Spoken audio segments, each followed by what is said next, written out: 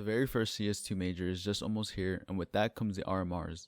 The RMRs are the regional major rankings for each region, where teams have to compete in person to determine which ones are making it to the major. RMRs are a huge deal for teams. If you don't make it, you're missing out on not just the biggest event of the year for Counter-Strike, but also sticker money for players and the organization. Now, how do teams even make it to the RMRs? Well, some teams are automatically placed there based on their last major performance, while most teams have to painstakingly make it through the open qualifiers.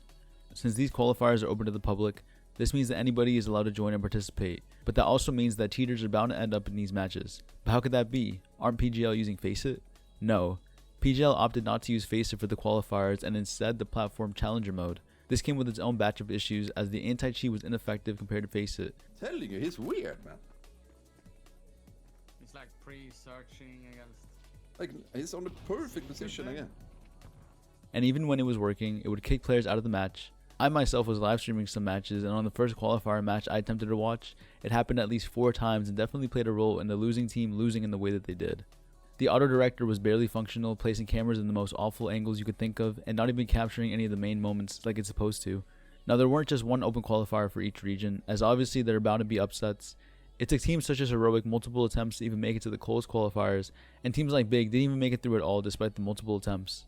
The newly formed team Bleed had some misfortune happen to them during qualifier 3 for the European region, as they weren't even given the opportunity to play a match. Seeing as there were too many teams that had signed up for the qualifier, teams were placed into a queue and would only be allowed to play if a team who was already placed into the bracket dropped out of the qualifier. And even minor controversies such as the organization Aurora resigning their academy team only after they had played in the open qualifier under a different name. The controversy came from the fact that the academy team are not allowed to play given that the main team had already been given direct invitation to the close qualifier. Needless to say, the RMRs could have definitely gone better, with many players and viewers frustrated with not just the handling of the qualifier, but the overall game as a whole. And the last one, Valve, Counter-Strike, Mr. Gaben, please take care of our lovely game Counter-Strike, it's not too late. You don't want to have the first major for the game be a disaster when so many people already have such a negative view on the game. And with the history PGL has for their not so great production, one can only hope that they have most of the main issues sorted out before games are played on LAN.